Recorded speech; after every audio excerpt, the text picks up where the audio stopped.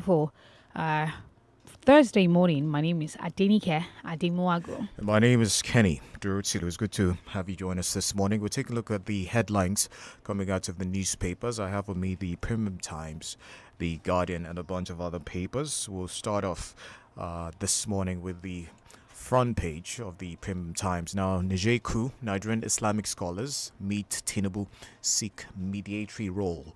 That's the headline there. Elsewhere, Lamido Sanusi Niger meets junta leader. Akpabio stirs controversy after gaffe, revealing payment of senator's holiday allowance. What we discussed with Niger coup leaders, American diplomat, subsidy protest, NLC blames Baja Biamila for failed negotiations with federal government. Niger coup, Nigeria's top Islamic council, opposes sanctions, military interventions. More headlines here. Asman shuts down operations, sends staff on compulsory leave. Samidu Sanusi in Niger, I already took that one. 2 dead, 5 injured in multiple vehicle crash in Lagos. NYC speaks on ministerial nominees certificate. And lastly, World Bank suspends new funding to Uganda over Anti-Homosexuality Act. All right, we'll take a look at the Punch newspaper. Ondo PDP fumes as 203 councillors defect to APC. 4 Amotekun officers dismissed for indiscipline, Ondo commander. And you can also find on the front page of the Punch, federal government may stop customs, NPA, 61 agencies from collecting trillions in revenues. There's a rider to that organized private sector divided.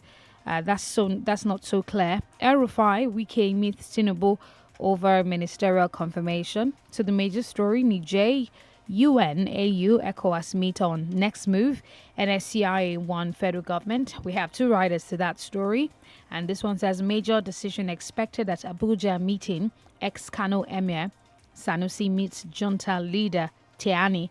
And another writer, Nigerian rebels vow to restore deposed president. Coup leaders accuse France of fueling crisis. Some more stories from the front page of the Punch.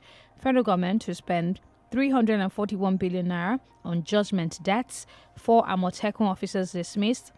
Taking that one before it's on the red corner of the Punch. Cooking gas prices will rise next week, says marketers. And we take a look at a couple more stories before we move on to another paper.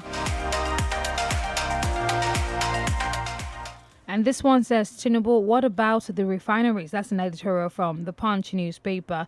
1.17 billion naira contraband seized in 8 months, says customs. And bus driver crushes motorcyclist to death in Ogun. And finally, from the Punch newspaper, resident doctors list conditions to suspend strike. All right, from the Daily Trust newspaper, Naira inches towards 1,000 Naira to a dollar at parallel market. Sanusi meets Niger military leaders, briefs Tinubu. Also, ECOWAS should go for transitional agreement with Niger coupists, Dr. Umar Ado. Elsewhere, bike thief looking for mechanic arrested, arraigned. More stories here from the Daily Trust newspaper. On the business side of things, FIRS set to take over 63 agencies. Tax collection mandate.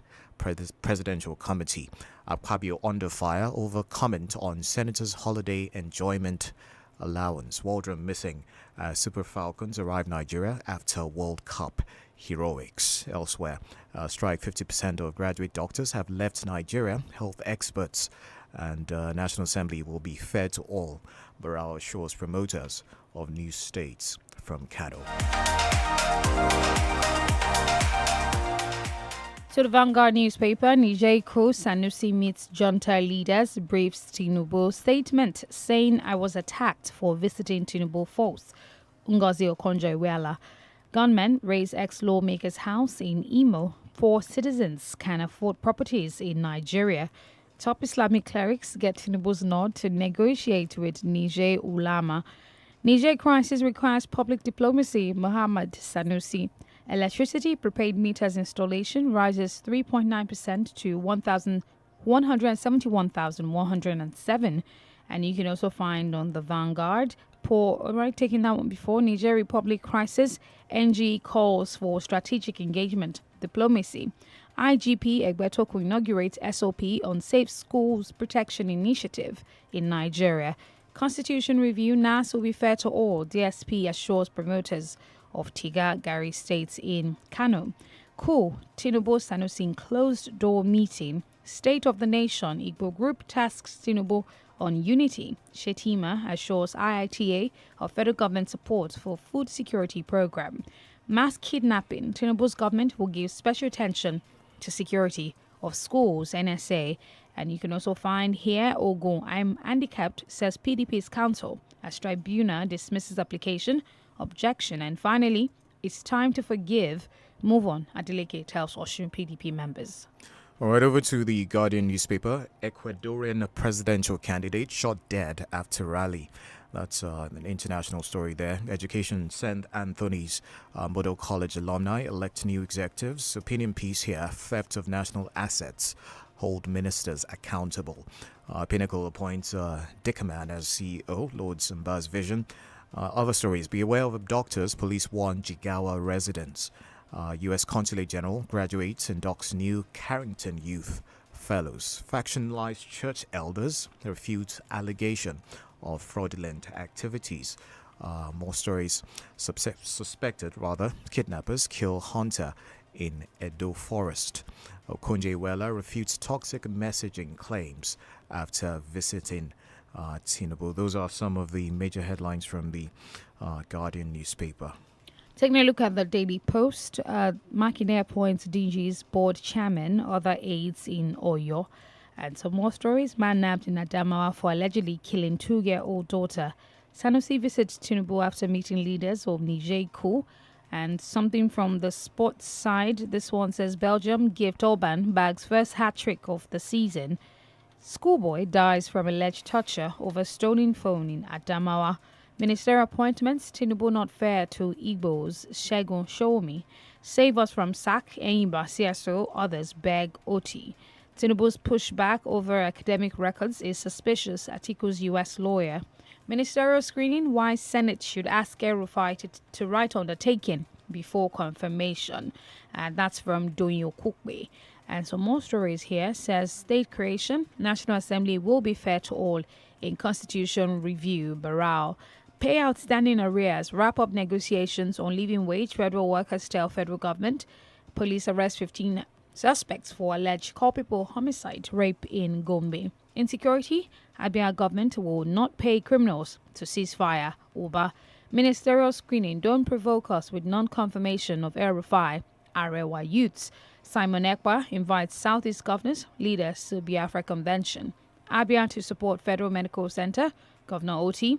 Okonjo-Iweala denies saying she's under attack over visit to Tinubu. Customs vow to clamp down on illicit trade. Ogun arrests a suspected serial killer, bites policeman while trying to escape. Custom records seizures worth 1.2 billion naira in 7 months. And we take two more stories before we go on our first commercial break. This one says depression killing us. Loan apps now our survival strategy. UNTH resident doctors.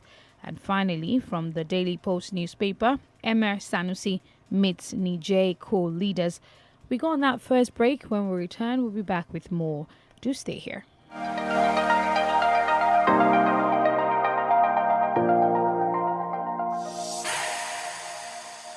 32 FM 94.9. Hey, that's why you came this early morning. I even thought you were flashing when I saw your call. Flash, Ke. I have upgraded, and this time I'll be the one to spoil you. So get ready. Wait, don't tell me better thing has landed. Yes, so Zenith's Better Life promo is back with season 3, and I just won a 150k gift card. Hooray! That's right. Zenith Bank is giving away gifts worth 150,000 naira each to 20 lucky customers every 2 weeks in the Zenith Better Life promo season 3. To qualify, simply open a Zenith Bank account and maintain a minimum of 5,000 naira. Request and collect a physical or virtual Zenith Bank debit card. Then download and register on the Zenith mobile app or register for *960# Easy Banking. This promo runs from June 1st, 2023 to May 31st, 2024 and is open to new and existing account holders. Terms and conditions apply. Zenith Bank, in your best interest. Tí o bá wà lórí nẹ́tíwọ́ọ̀kì àrídájú, ìyẹn Naija Confirm wo ẹ̀bùn 1,000 naira ń dúró dè ọ́. O tún ní àǹfààní láti gba èlé ẹ̀ẹ́dẹ́gbẹ̀rún lórí èyíkéyìí rìsáàjì tí o bá ṣe. Àníkún dátà lọ́nà 100 fún oṣù 6 àti ìlọ́po méjì dátà lórí rìsáàjì àkọ́kọ́ rẹ ní oṣù òpó. Ìyẹn gangan ni Nine Confirm látọ̀dọ̀ Nine Mobile tí ó yọrantí. Ra síìmù tuntun lónìí tàbí kí o testa 1400 # lórí ẹ̀rọ alágbèéká rẹ. Nine Mobile wà níbí fún ọ, wà níbí fún Naija. 130 successful Canadian visas and counting in 2023 alone. We are A3 Immigration and we mean business. A3 Immigration Incorporation is a Canadian-based immigration corporation licensed to help individuals transform Canada into their home sweet home, just as we did for Shalewa. Hi, my name is Shalewa. Thanks to A3 Immigration, Nova Scotia, Canada is my new home. Congratulations. Me, this message, congratulations. With Canada Regulatory Council membership number R707544, A3 Immigration has a wide variety of expertise in all areas related to Canadian immigration. Our sister company, Bigger International Consult, is also available for your work or study needs in the United Kingdom. To get started, call or chat 0913 660 1125, 0913 660 1125, or visit a3immigration.com. A3 Immigration, making Canada your new home. This is what it sounds like when you mindlessly munch away at your snacks. Boring, dull, routine snacking.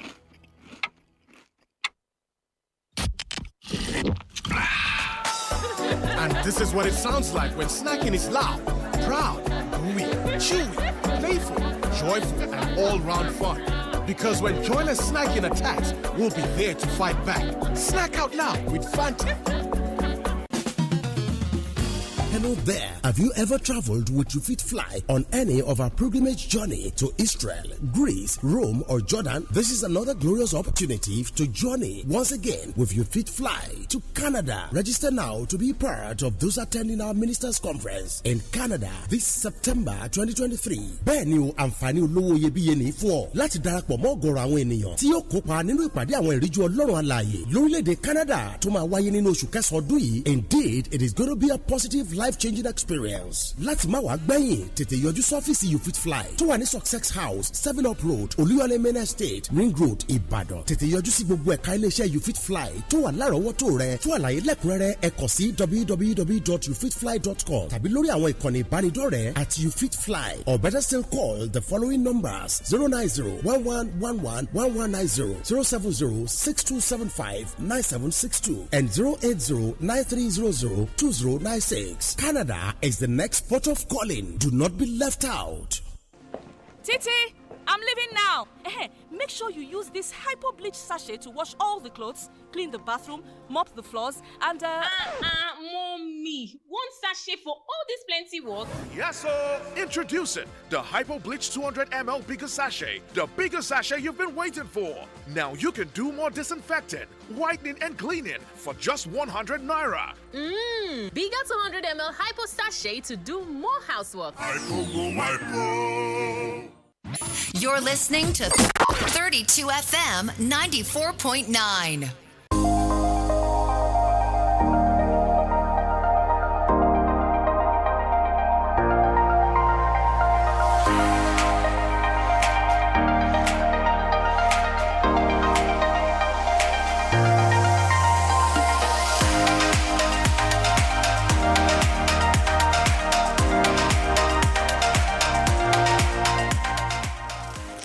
Right, and we're back. Thank you for staying with us. It's the Break It Down Papers Review on your last station, 32 FM 94.9. I am DENIKE Adimoago.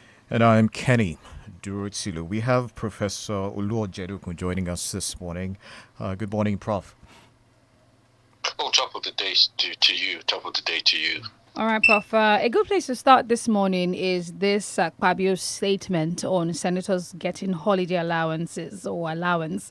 Nigerians have, of course, taken to social media to once again knock the Senate president after he revealed that the senators have been sent some money to enable them enjoy their holidays. Later on, he switched it to some prayers have been sent to your mailboxes and all of that. And the Nigerians do not seem pleased to it because about it, because who gives funds to you and I, the layman on the street? Who gives us funds for holidays? Can we even afford to go on holidays? The layman on the street needs to do their daily wage in order to survive. So these are some of the issues. So what's your reaction to this? Well, let's be very clear that it's possible, it is very possible, I know people will be cynical, that it's a slip of the tongue. After all, the man corrected himself. He said it was prayers rather than, money being sent to people. Having said that, when you go and live all over the world, you're not expected to be financed by anybody. But more particularly in Nigeria, where people are suffering, where salaries don't cover anything at all, where many people are living below the breadline, you understand? You don't expect the representatives of the people who should be making lives better to be the ones, taking perks and perquisites of office and sort of on our own tax naira, on our own petrol naira, sort of having a laugh. I see it as having a laugh. If they're serious in governing, if they're serious in indicating that we are all in it together, then they should be making sacrifices. There are no sacrifices that are being made. In fact, they're piling it on. And what do I mean by piling it on? Apart from the humongous allowances of salaries, they're now getting all these leave allowances, which you and I are not entitled to. So I think a lot of Nigerians will be disappointed, and a lot of Nigerians will think that the leadership of the President of the Senate, if it's true, is tone deaf, insensitive, and obviously are not prepared to deal with the challenges that have been presented. I hope Mr. President and those who are connected with the ruling party will intervene, speak to the senators, speak to the Senate President, and tell them to be a bit more sensitive. People are suffering, and I don't think the spectacle they want to see is of our leaders gallivanting, enjoying themselves, while people, are struggling to survive on a daily basis. All right, there's always this talk about the cost of governance and how that should be reduced. It's an ongoing conversation that, we keep talking about. Prof, how would you say, government goes about it? An active and a concerned government that wants to see the best for the nation and, of course, the people. How do we cut back on the amounts that are being spent on, the legislators and government all in general? I think we have to approach this with a balance. If you look at the government of Tinubu, what they've been trying to do, first and foremost, is to see how they can increase the tax base, collect more taxes. Also, what they're also trying to do is looking at the civil service. I understand that the president saw the amount spent on the civil service and said immediately there should be an audit.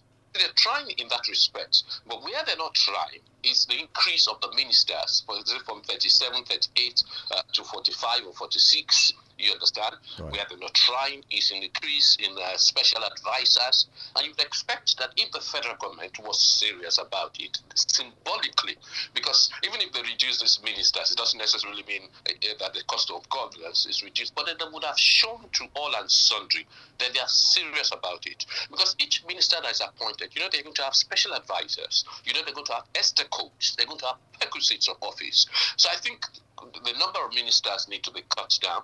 The number of special advisors need to be cut down. The cars that they use need to be cut down or made pool cars. So that if anybody wants to use cars for official assignment, they actually go to the pool.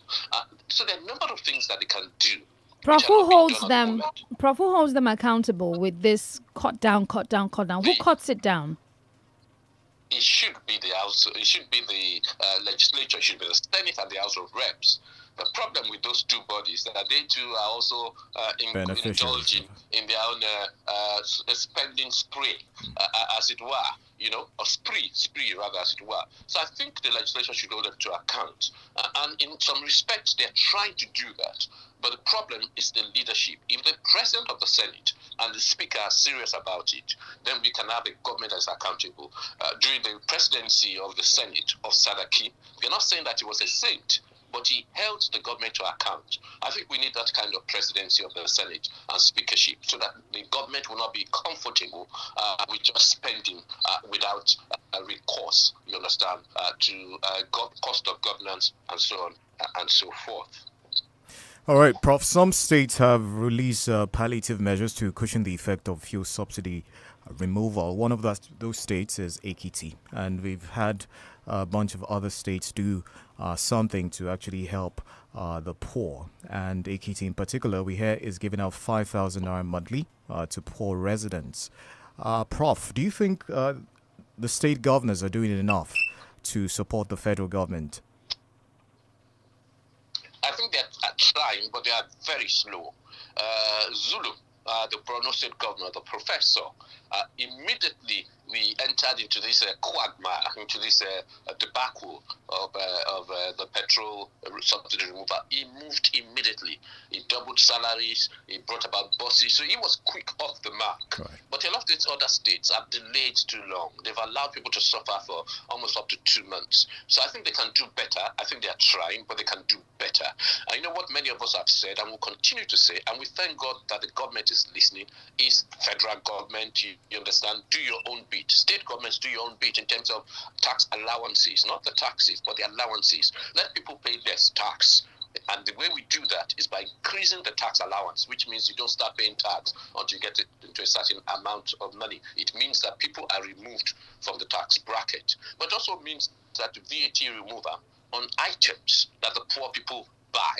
It also means that the strategic grains reserve, if they still exist, release many of these grains, have centers where people can go and buy things at subsidized rates. So there's still much more the government can do. And of course, you know, one of the things we said is that this $800 billion or whatever it was, right, buy buses, sell it to people on higher purchase, that increases employment, that increases the economic activity. So I think the state governments and the federal government can still do more, you know. But kudos to the Oyo State government. They've done some things. But let's see what they will do in terms of remuneration, salaries, and so on and so forth.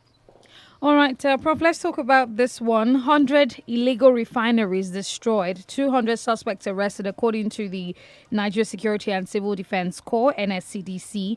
And this was disclosed on Wednesday. That was yesterday, that no fewer than 100 illegal refineries were destroyed. Now, the argument or question on the mind of some is, why destroy the illegal refineries when legal ones cannot even function properly? And should the government not be looking for ways to use them to curb fuel importation to the benefit of the people? Well, I think part of the issue is the monetary. The second is the quality of the oil being produced by those illegal refineries. Can we guarantee the quality, and can they monitor them? I think the reasons why they are being destroyed is to teach a lesson, an unforgettable lesson to people that if you illegally refine, we will destroy it, so it doesn't pay you to do that. But I see the sense in finding a way that those refineries that are up to standard, find a way to incorporate them so that at least we can get our quota. Because as currently stated, we are not realizing our quota. I think our quota is about 1.8, 1.6 that stand to be corrected, and we are barely going above 1 million in terms of the barrels per day that we should be producing and so on and so forth. So yes, there's some sense in harnessing that, but I think more fundamentally, we must get to the root of those who are actually doing the illegal refinery. We must get to the root of it, and we must ensure that they are brought to the book, not just the operators, but the people financing it and the people encouraging it and the people that are actually giving the cover to these people. If they're in the security, then fish them out. If they're non-security, fish them out. All right, Prof. We could just quickly touch on this El Rufai story. Now, according to this, there was a statement credited to Donyo Kukbe where he urged the Senate to direct ministerial nominee Nasir El Rufai to write an undertaking before his confirmation. Now, what undertaking, you may ask? To sign an undertaking not to make comments on religion as he tackles the issues that will be put before him. And he also urged the Senate to reconsider its decision to drop El Rufai as minister. Also in the same light, the Arewa Youth Consultative Forum has said that they will not take it lightly if El Rufai is not pronounced minister. What are your reactions? First and foremost, I just hope that El Rufai is being treated in the same way as you would treat every other person. because I know of some people there where you have doubt about their bona fides to be ministers, and they've been passed through. But I think the argument of the presidency will be it is the security services that have put a hold on it, and they want to investigate something. You must recall that there was some video going around sometime of some incendiary remarks allegedly being made by El-Rufai. I wonder whether that's what's been investigated. I think it is right if the SSS, the Department of State Security, or whatever they call them, if they want to investigate a candidate, if they are concerned, it is just right. And it's not only El-Rufai, remember, there are about 2 other people that are also, they've held their confirmation. So I don't think we should give in to blackmail. I think the SSS or the DSS should do their job, and they should do it well. And if it's clear that at the end of the day, then so be it. I think, the pride and joy of El-Rufai will be that I've been put through the crucible and have been proven, to be a man who there are no concerns about. It's slightly embarrassing, I agree, but that's what happens when your name is put forward. You're put under scrutiny. When you're being interviewed for a job too, they ask you some questions which you may find sometimes sort of embarrassing, because they have to go through your past records and put some things to you, and you have to defend and justify yourself. And I just see this as part of the process. So people should hold their horses. Let's allow the process to be concluded. All right, Prof, let's have you speak on Lamido Sanusi in Niger. We heard that he recently met with the junta leaders over there. And the question in a lot of people's minds is, in what capacity was he making that visit? And was he sent by Mr. President? What is it that they see in him as a person? It seems like they hold him in high esteem, considering the fact that some other people were turned back at the airport when they went to go see those leaders. Your thoughts? Sanusi II, which I had the privilege of him being my senior in secondary school, Sanusi II, the former emir of Kano, as former Sakin of Kano, is also Khalifa. Is Khalifa of a sect. And that sect goes across not just Nigeria, it extends to Niger and some other countries. So, of course, he has an international role that he plays. But beyond that, he's a scholar of repute. He's a banker of international character. So there are many things about him. And, of course, on that basis, he will be respected across the border. And he didn't just go on his own. He wanted to be a fellow emir from Niger, from that point of view. So I would say that, yes, he went as a non-state actor. In other words, and of course, that is why the Niger government has given him the time of the day, from that point of view. They don't see him as a belligerent. They see him as somebody that is neutral. And I'm sure that he will feed back, he will report back to the Nigerian government the quantum of their discussions and substance of the discussions. So I think that's the basis on which the Khalifa, as some people call him, went to the Niger and was entertained by the UNTA, the leaders of the UNTA. All right, so Simon Ekpa is in the news. He has invited Southeast governors and leaders to Biafra Convention. Now, according to this, he sent out invitations for the Biafra Convention to happen in Finland. And he's also said that he's going to be gathering. It's going to be the first time Biafrans will be gathering in Finland. And, the invitations have gone out, and the convention is allegedly or reportedly supposed to happen in October of 2023. What are your reactions to this? Because, there's a lot going on in terms of the sit-at-home order. Do you think that if some of these governors do go, do you think that it's going to be seen as some sort of solidarity in this movement and all of that? First, there's a crack. Nnamdi Kanu is reported to have said that the sit-at-home should be an empowerment day. And then you have to ask the question, why Finland? If he's really serious about this Biafra stuff or whatever is going on about, why in Finland? Why does he come to Nigeria to set up this conference? And on what basis? Who gives him the benefit? On what basis? Is he democratically elected? Who appointed him to be the spokesman of the Biafran people, or in fact the Igbo people? So as far as I'm concerned, the governors will go nowhere, because on what basis would they be going there? And I think it's just a joke. He has brought so much misery. He has brought so much crying and so much whatever it is to that area, and economic degradation, that I don't think he should be taking that seriously at all. I think what the government should be doing is finding a way to extradite him so that he can come and answer to some of the charges that are levied against him. So I don't think that conference is a serious conference. I don't think it's going anywhere, and I don't think that he should be encouraged in that respect. All right, we'll take some commercials right now. When we come back, we'll be opening the phone line. Stay with us.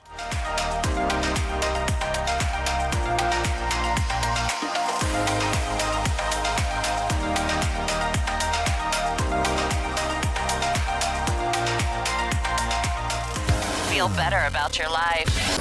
32 FM 94.9, the antidote to depression. Titi, I'm leaving now. Make sure you use this hypo bleach sachet to wash all the clothes, clean the bathroom, mop the floors, and Mommy, one sachet for all this plenty work? Yes, sir. Introducing the Hypo Bleach 200 ml bigger sachet. The bigger sachet you've been waiting for. Now you can do more disinfecting, whitening, and cleaning for just 100 naira. Bigger 200 ml hypo sachet to do more housework.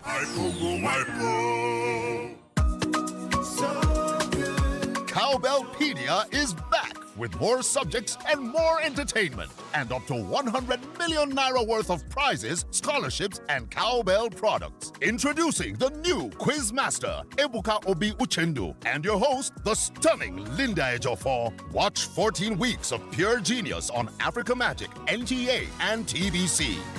Cowbellpedia. So good, so smart. Tí o bá wà lórí nẹ́tíwọ́ọ̀kì àrídájú, ìyẹn Naija Confirm wo ẹ̀bùn 1,000 naira ń dúró dè ọ́ o. O tún ní àǹfààní láti gba èlé ẹ̀ẹ́dẹ́gbẹ̀rún lórí èyíkéyìí rìsáàjì tí o bá ṣe. Àníkún dátà lọ́nà 100 fún oṣù 6 àti ìlọ́po méjì dátà lórí rìsáàjì àkọ́kọ́ rẹ ní oṣù Ògbó. Ìyẹn gangan ni Nine Confirm látọ̀dọ̀ Nine Mobile tí ó yọrantí. Ra síìmù tuntun lónìí tàbí kí o testa 1400# lórí ẹ̀rọ alágbèéká rẹ. Nine Mobile wà níbí fún ọ, wà níbí fún Naija.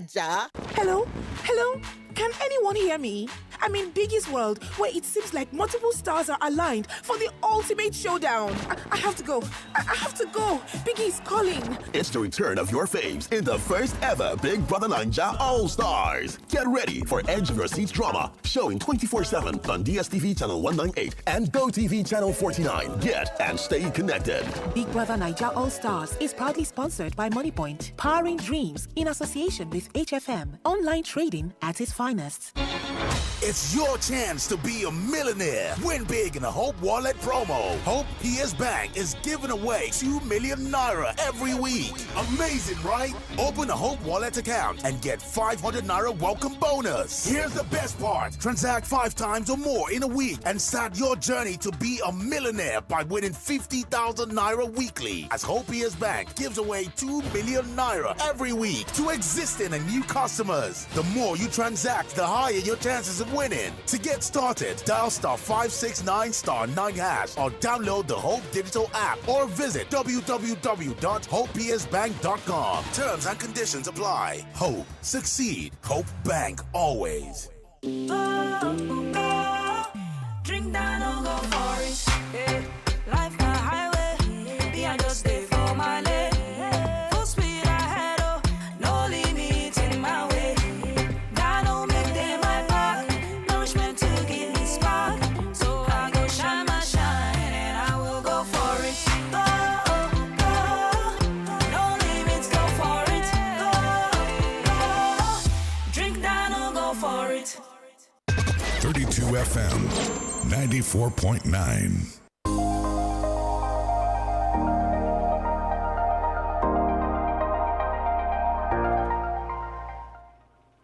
Our number is 0705 500949 and 0809 70949. You want to break it on Laughter Station and your Laughter Station 32 FM 94.9. And we're also live on Facebook. It is facebook.com/32FM 949 Ibadan. We have some reactions on Facebook that we're going to just take some of them. To look at Adeyemi says, okay, I think we have a call. All right. Toluyokpe Adeyemi says, good morning, K&D. We are not surprised with the statement accredited to the Senate President, Senator Godswill Akpabio, because we know they're only representing themselves and not the masses, and this is evident in the homogeneous amount of over 110 billion naira they got recently for the procurement of bulletproof cars and hardship allowance, despite telling Nigerians to bear the aftermath effects of subsidy removal. Hello, good morning. I'm John Uzan Jaku. Thank you, Professor, this morning. You see, our leaders are this. I'm talking about the National Assembly or our lawmakers. They are the second highest paid in the world, next to those in Austria. And we equally praise, let me call him distinguished, Akpabio for exposing what millions suffering Nigerians who are under harsh and intolerable conditions do not know. The recent statement he made is an indication that our leaders' rebellion, pandemania, corruption and indiscipline, in complete disregard of our stark economic reality, yet we are being told to persevere. And that for El-Rufai, in a different country, El-Rufai ought not to be a minister by every standard of definition. This was the man who made the harsh statement against a particular region in this country. He has not come out to deny that statement, even during the confirmation exercise, which I watched. A senator from Kogi State stood up and he said there was a report against him. Practically, let me say this, the Senate did not allow that allegation to be read and for him to defend himself publicly. They did what I call abracadabra, and they said that they have cleared him. They should allow DSS to do their job.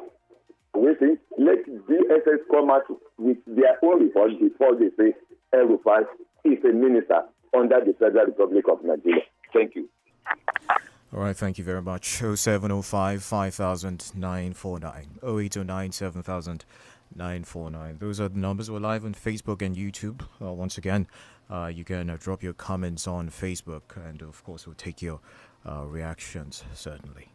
All right, Prof, there's a statement credited to the CBN here that says Nigeria is doing better than other African countries. Speaking of inflation rate, and this is from the acting governor of the central bank, Folashodun Shonubi, says that, we're doing better than most African countries.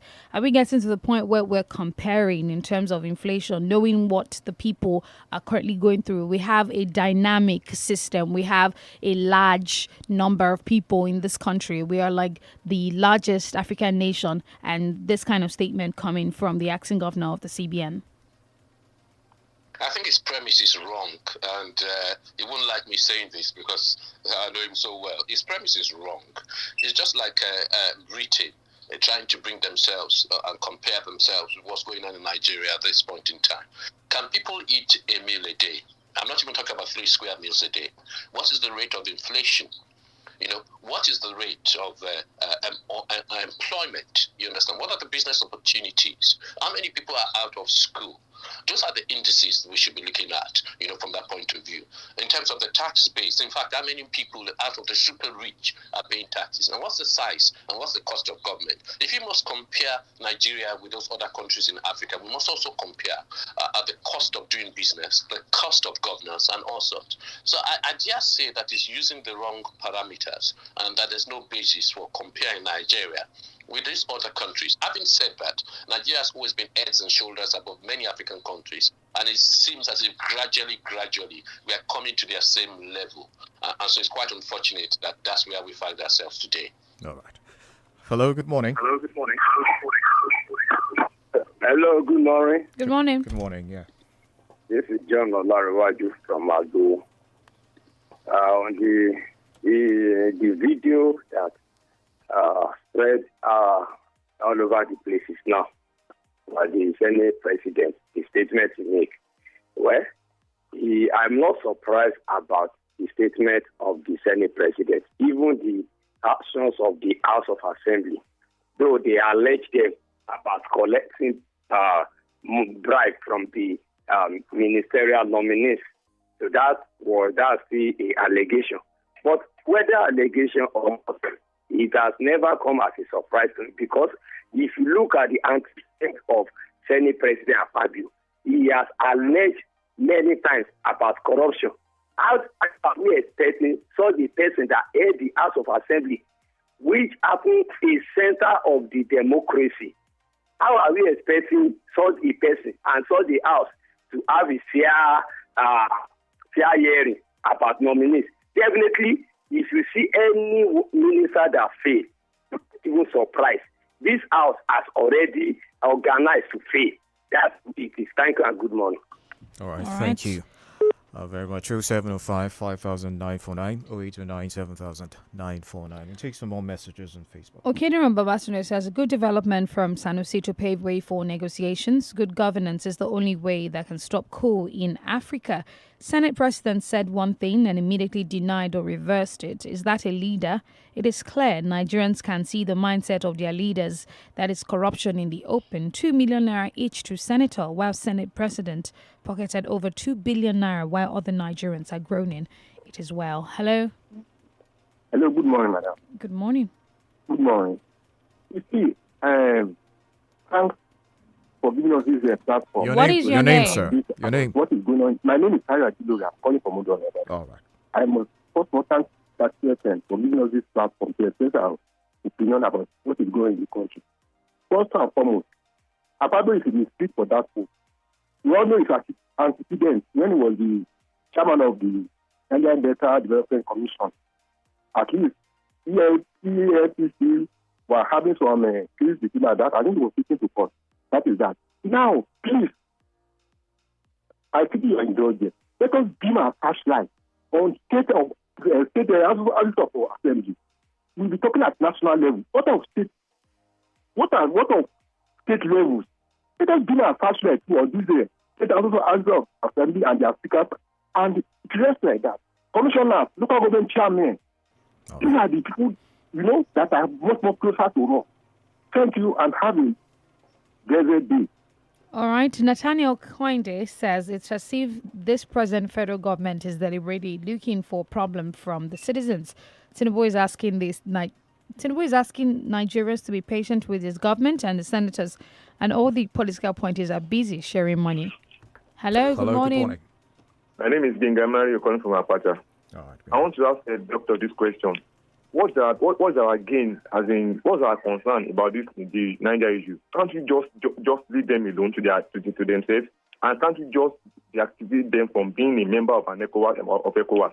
Can doctor just tell me, what can we just leave them just to be on their own, then face our own country? Thank you very much. All right, Prof, I don't know if you heard that question. Why we keep, of course, wading into this Niger situation? Well, I think we have enough problems on our hands. I think in normal circumstances, we being the largest economy in Africa, it is in our interest that there be stability, the peace and democracy amongst our neighbors. We're in a situation where we are crawling, in a situation where we are economically crippled, where opportunities are not there. I think we should face and prioritize sorting ourselves out. After we've sorted ourselves out, then we can begin to poke our nose into the affairs of our neighbors. All right, I think it's time for us to leave the studio, and we'll just see if we can take one or two more comments before we go. All right, this one from Okediran Babatunde says, what's so special about Niger Republic that ECOWAS is taking keen interest? Are there no ECOWAS members under the rulership of the military? And this one from Raja Fiz says, good morning, Kenny, DENIKE, and analyst in the studio. Honestly, Mr. Senate President and corruption are 5 and 6. Announcing holiday money before the cameras, and a lot of Nigerians are suffering. God bless Nigeria. All right. Thank you very much, Prof, for joining us this morning. We do appreciate you. And that's where we call it a wrap on the Papers Review this morning. My name is Kenny Durutilu. And I am Adenike Ademoagun. The Smart Kids Show is up next.